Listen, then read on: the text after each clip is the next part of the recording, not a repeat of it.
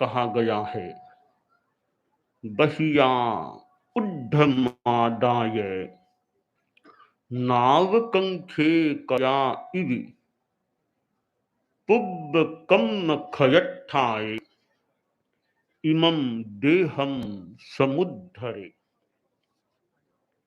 एक प्रश्न होता है, इस शरीर को हम धारण किए हुए क्यों? शरीर को टिकाए रखने के लिए व्यवस्था करनी होती है, मकान भी चाहिए रहने के लिए। तो ये इतना सारा जो परिश्रम आदमी को करना होता है इस शरीर के लिए, तो प्रश्न है, इस शरीर को हम धारण क्यों करें, क्यों टिकाए रखें, हमें लाभ क्या होगा? शरीर को टिकाने का प्रयास करे, अमर तो कोई रह नहीं सकता। 100 आ जाए, 108 आ जाए, 115 आ जाए, 20 वोल्ट कितने आएंगे वर्तमान के मनुष्यों को? तो अमर कोई दुनिया में है नहीं। तो फिर क्यों इसको टिकाने का प्रयास करें? इस संदर्भ में जैन शास्त्र में एक बात बताई गई कि शरीर को क्यों टिकाना है। कहा गया, पुब्बकम खयट्ठाय, पूर्व अर्जित पाप कर्मों का क्षय करने के लिए, कर्मों को नाश करने के लिए इस शरीर को धारण करें, क्योंकि शरीर माध्यम खलु धर्म साधनम, यह शरीर धर्म की साधना का साधन है। तो शरीर रहेगा तो हम धर्म ध्यान कर सकेंगे, साधना कर सकेंगे।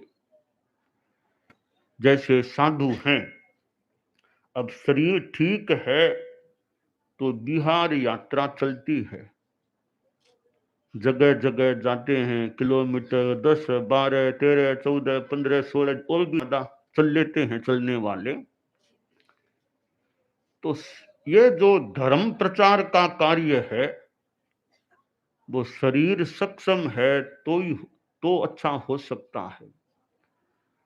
अब आप लोग गृहस्थ हैं, सामायिक करते हैं, पौषध करते हैं, और भी धर्म की साधना करते हैं, श्रमणों की उपासना करते हैं, क्योंकि गृहस्थ श्रमणोपासक, तो श्रमणों की, साधुओं की उपासना करता है। तो गृहस्थ भी यह धर्म की साधना शरीर के द्वारा करते हैं, तो शरीर है तो साधना हो सकती है। पढ़ना है, स्वाध्याय करना है, मान लो तपस्या भी करना है, अठाई करना है, पखवाड़ा, शरीर है तो हो सकेगा, वरना तो तपस्या भी कैसे हो पाएगी। तो शास्त्रकार ने कहा कि पूर्व कर्म का क्षय करने के लिए इस देह को धारण करें। देह को धारण करें तो देह स्वस्थ सक्षम रहे, यह भी अपेक्षा है। देह तो है पर अक्षम हो जाए तो कोई बहुत बड़ी बात नहीं है। आदमी सक्षम अवस्था में लंबा भी जिए, वो तो मान लें आदमी काम करे। अब लंबा जीवन तो मान लो आ जाए, तो शरीर अक्षम रहे तो लंबा जीने का भी क्या कोई खास फायदे की बात नहीं लगती। उम्र तो खूब लंबी हो रही है पर वो चल नहीं पाता, अपना काम भी पूरा खुद नहीं कर पाता, दूसरों के भरोसे रहना होता है, परवस्था रहती है, और कोई खुद सेवा तो कर नहीं सकता। तो ऐसा परवस्था का जीवन हो और फिर लंबा जीवन मिले, उसमें तो क्या फायदा है। इस संदर्भ में तो लंबा ज्यादा न जीना बढ़िया हो सकता है, ज्यादा लंबा न आए तो परवस्था में रह करके लंबा जीने में अपना संलेखना संथारा की ओर आदमी आगे बढ़े, तपस्या करे। क्योंकि शरीर से जब तक लाभ मिलता हो, शास्त्र में कहा गया, लाभंतरे जीवीय बूह इत्ता पच्छा परिन्नाय मलाव धंसी। कि शरीर से लाभ मिलते हों, लाभांतर, वो लाभ लाभ जैसे एक साधु है, मान लो तो भाई वो व्याख्यान भी देता है, वृद्ध साधुओं की सेवा भी कर रहा है, यात्रा विहार भी कर लेता है। वो छोटा मोटा काम, कोई श्रावकों को प्रेरणा देना, सुनाना आदि आदि काम भी बहुत अच्छी तरह कर सकता है। तो इसका मतलब शरीर ठीक है। और जो विशेष दायित्व वाले भी, यात्रा हो रही है, दीक्षाएं देते हैं, संतों को तैयार करते हैं, पढ़ाते हैं, शास्त्र पढ़ाते हैं, आदि आदि काम तो भी ठीक है। साधु का शरीर सक्षम है, वो सेवा दे रहा है।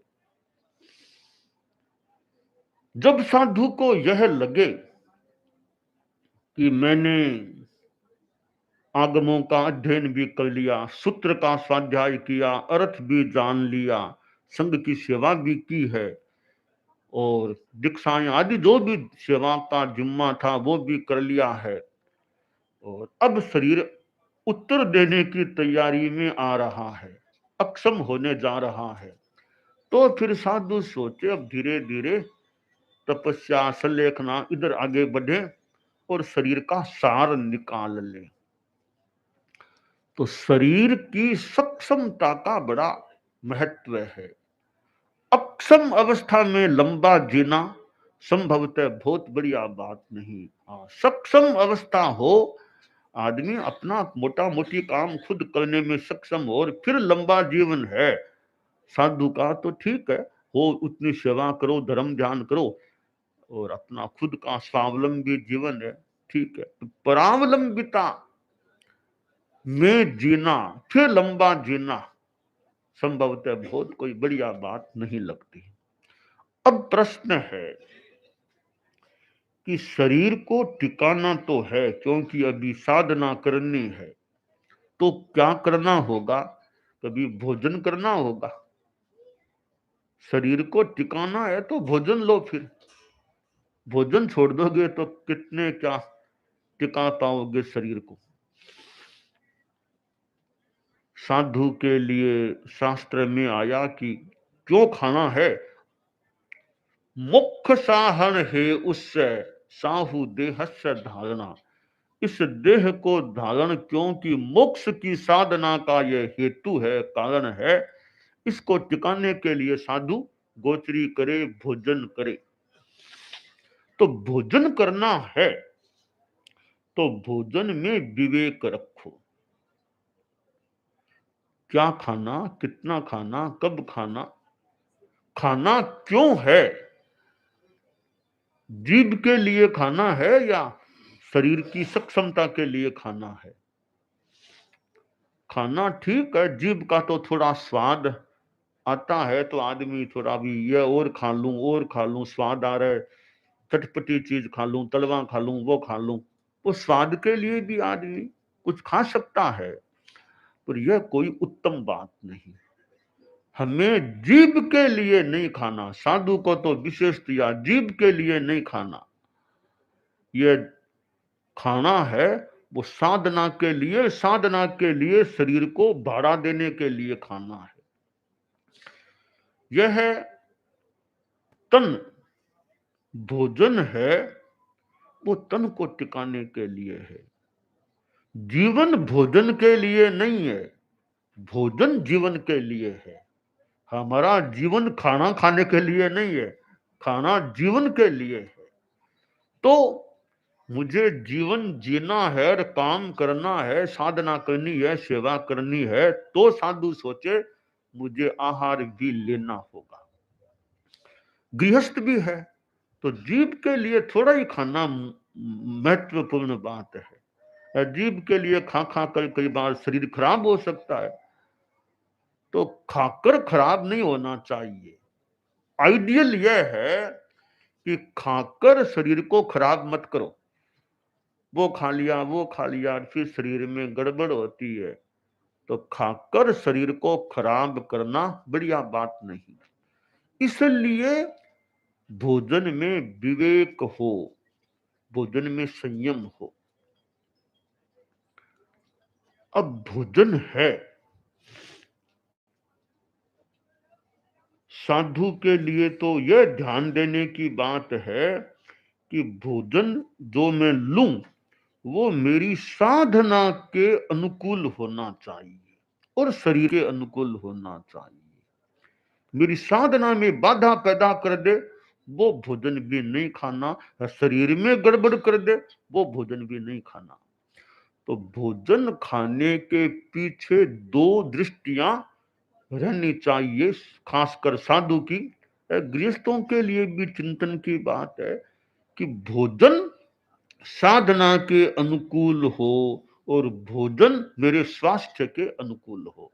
वह भोजन साधु करता है तो अच्छी बात है, ठीक बात है। ऐसे ही स्वाद के लिए ही खा लिया तो वो अच्छा नहीं, कर्म का बंधन भी और शरीर की दृष्टि से भी गड़बड़ कहीं हो सकती है।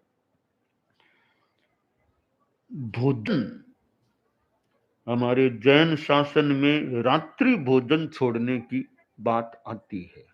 साधु के तो खैर नियम है कि रात को न खाना न पानी पीना।